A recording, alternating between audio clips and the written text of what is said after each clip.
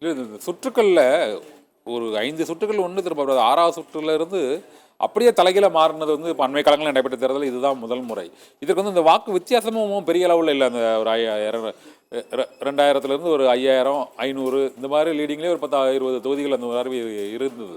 அதனால் இந்த ஹரியானா மாநில தேர்தலில் இந்த ஓட்டுகள் பல கட்சிகளுக்கு சிதற அடித்ததுனால இந்த லீடிங்கில் குழப்பம் ஏற்பட்டதோ அப்படிங்கிறது ஒரு டவுட் இருக்குது சார். அதை எப்படி ஃபீல் பண்ணுறீங்க?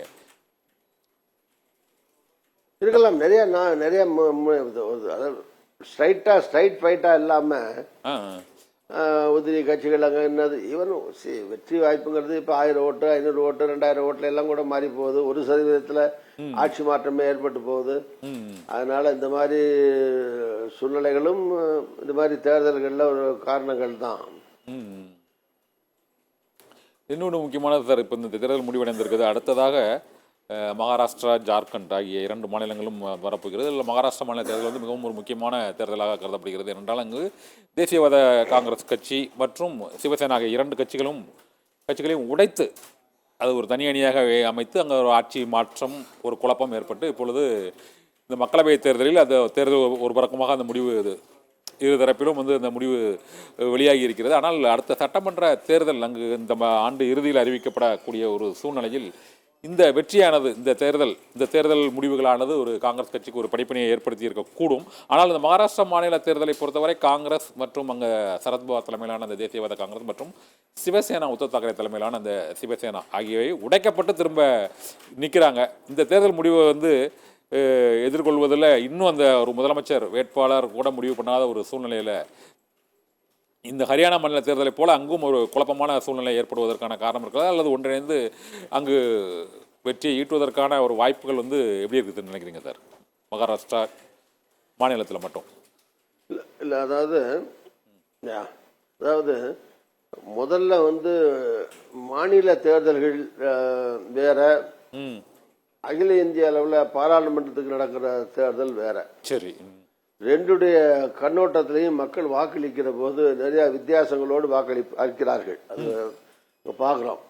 நீங்கள் இமீடியட்டா ஒரே நேரத்தில் எம்பி எம்எல்ஏக்கு நடக்கும்போது கூட அங்கே விழுகிற எம்எல்ஏ ஓட்டு ஒரு மாதிரி இருக்கும், எம்பிஏக்கு விழுகிற ஓட்டு ஒரு மாதிரி இருக்கும். அல்லது ஒரு காலகட்டத்தில் 6 மாதம் 1 வருஷத்தில் எலெக்ஷன் நடக்கிற போது முன்னறிக்க எம்பிக்கு ஒரு மாதிரி இருக்கு, எம்எல்ஏக்கு வரும். இப்போ உதாரணமாக நீங்கள் தெலுங்கானாவே வச்சுங்க. தெலுங்கானாவில் ஃபுல் ஸ்வீப்பில் வந்து காங்கிரஸ் ஆட்சிக்கு வந்தோம். ஆமாம். இப்போ எம்பியில் பார்த்தீங்கன்னா ஆளுக்கு பாதி இங்கே 7 அங்கே 7, பிஜேபிக்கு 7 எம்பி, காங்கிரஸுக்கு 7 எம்பின்னு வந்துடுது எம்பி எலெக்ஷன் வரும்போது. அதனால மத்தியில் வந்து மாநிலத்தில் மத்தியில் நடக்கிற ஆட்சிக்கும் மாநில சட்டமன்ற நடக்கிறதுக்கும் வந்து வித்தியாசங்கள் இருக்கு. ஒன்று. ரெண்டாவது, ஒரு ஸ்டேட்ல நடக்கிற எலெக்ஷன் வெற்றி தோல்வி இன்னொரு ஸ்டேட்டை பாதிக்கும்னு சொல்ல முடியாது. ஏன்னா அந்த ஸ்டேட்ல யார் ஆட்சியில் இருந்தாங்க, அவங்க எப்படி ஆட்சி நடத்துனாங்க, அங்க இருந்து ஆட்சியில் இருக்கிற கட்சி ஆட்சி நடத்துறது மட்டும் முக்கியம் இல்ல, அங்க இருக்கிற எதிர்கட்சியினுடைய செயல்பாடுகளும் மக்களுடைய பிரச்சனைகளை எடுத்துக்கிட்டு எப்படி அவங்க நடந்துக்கிட்டாங்க, என்ன அரசாங்கத்துடைய நல்லது கெட்டதை அவங்க எப்படி அணுகுனாங்க, மக்கள்கிட்ட அந்த கட்சியை எப்படி அந்த 10 வருஷத்துல கொண்டு போனாங்க. அப்புறம் நீங்க சொன்ன மாதிரி தேர்தல் நேரத்தில் ஏற்படுற கூட்டணிகள், அப்புறம் இப்பெல்லாம் எலெக்ஷன்ல பணம் ஒரு முக்கிய பிரச்சனை ஆயிடுச்சு, தேர்தல் நேரத்தில் செலவு நடக்கிற விஷயங்கள், இப்படி பல்வேறு விதமான விஷயங்கள். அப்புறம் அங்க ஸ்டேட் தலைமை, அங்க யாரு அந்த லீட் பண்ணி தேர்தலை நடத்துறாங்க அந்த மாநிலத்துல, அப்பார்ட் ஃப்ரம் சென்ட்ரல் தலைமையை தாண்டி சென்ட்ரல் தலைமை ஒரு 2 மீட்டிங் போகலாம், 3 மீட்டிங் போகலாம், எலெக்ஷன் நேரத்தில் 4 மீட்டிங் பேசிட்டு போயிடுவாங்க 4 இடத்துல. லோக்கல்ல அந்த கட்சியினுடைய கட்டமைப்பு, கிளை வாரியா பூத் வாரியா அந்த கட்சிகளுடைய பலவீனம் எப்படி இருந்தது, எப்படி இருக்கு, எப்படி கட்டமைப்பு இருந்தது, எப்படி மக்கள்கிட்ட தொடர்பு வச்சிருந்தாங்க, நிறைய 1008 விஷயம் இருக்கு ஒரு ஸ்டேட்ல ஒரு கட்சி வர்றதுக்கு. அதனால என்ன சொல்ல வரேன்னா, ஒரு ஸ்டேட்ல மாநிலத்தில் நடக்கிறது அப்படியே மத்தியில பிரதிபலிக்கும், அல்லது ஒரு ஸ்டேட் நடக்கிற வெற்றி தோல்வி இன்னொரு ஸ்டேட் அப்படியே